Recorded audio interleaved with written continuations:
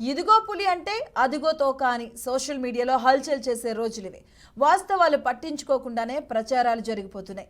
ఇక ఇలాంటి ఘటన కాకినాడ జిల్లా పెద్దాపురం మండలం కాండ్రకోట గ్రామంలో జరిగింది. తీరా చూస్తే ఇదంతా ఉత్తిత్తి ప్రచిపేరని తెలిసింది. ఇక కాండ్రకోటలో అత్యంత శక్తివంతమైన నూకాలమ్మ అమ్మవారి ఆలయం ఉంది. 2 తెలుగు రాష్ట్రాల నుంచి భక్తులు ఇక్కడికి వస్తూ ఉంటారు. ఇక అలాంటి ఆలయం ఉన్న చోట దెయ్యాలు ఉన్నాయంటే గ్రామస్తులు ఖండించాల్సిన అవసరం ఉంది. కానీ రాత్రివేళ దెయ్యాలు తిరుగుతున్నాయి, మహిళా దెయ్యాలు తిరుగుతున్నాయి అంటూ ప్రచారం చేశారు. పెద్ద పెద్దన కాళ్ళు ఉన్నాయి, జుట్టు విరబోసుకుంటూ ఉందంటూ కూడా ప్రచారం జరిగింది. దీంతో సాయంత్రం 6 దాటితే గ్రామస్తులు బయటికి వచ్చేందుకు భయపడేవారు. ఇక మరికొందరు అయితే గ్రామం వదిలేసి వెళ్ళిపోయిన పరిస్థితి. ఇక ఆ దెయ్యం వింత జంతు రూపంలో ఉందని మరికొందరు కూడా చెప్పుకున్నారు. రైట్, ఇక దీనికి సంబంధించిన పూర్తి వివరాలు మా కరెస్పాండెంట్ సాంబశివరావు అందిస్తారు. సాంబశివరావు.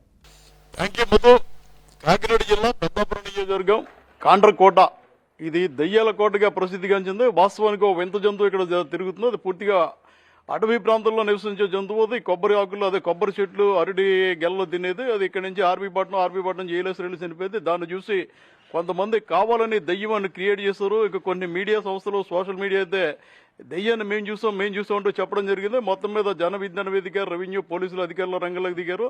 తీరా చూస్తే ఈ కాండ్రకోట అంటే ఖాన్ అని చెప్పి ఒక రాజు పరిపాలించేవాడు. ఖాన్కి సంబంధించి కోట ఉంది అక్కడ. అది ఖాన్ కోట కాలక్రమేణా కాండ్రకోటగా మారింది. ఆ కోట రాజులు పరిపాలించింది కాబట్టి అందులో ఇప్పటికీ గుప్త నిధులు ఉన్నాయని ప్రచారం జరుగుతుంది.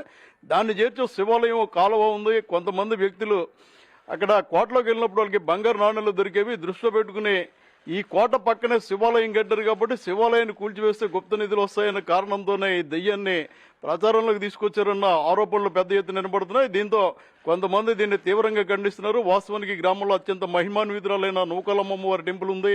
45 రోజుల జాతర ఉగాది నుంచి ప్రారంభమవుతుంది. కేవలం గుప్త నిధుల కోసం దెయ్యం అనే నాటకాన్ని తీసుకొచ్చారని చెప్పి స్థానికులు నిర్ధారించుకోవడం జరిగింది. గ్రామ పెద్దలు కూడా చర్చించుకున్నారు. ఏదైతే నూకాలమ్మకు పూజలు సరిగలేదంటే చెప్పడంతో దాదాపు 12 గంటల పాటు హోమాలు, యాగాలు చేశారు. తాజాగా అక్కడ ఉన్న పెద్దలు కానీ, నూకాలమ్మ ఆలయ ప్రతినిధులు కానీ, శివాలయ ప్రతినిధులు కానీ చెప్పింది ఏంటంటే కేవలం గుప్త నిధుల కోసం చేశారని చెప్తున్నారు. Right, thank you Sambasivarao.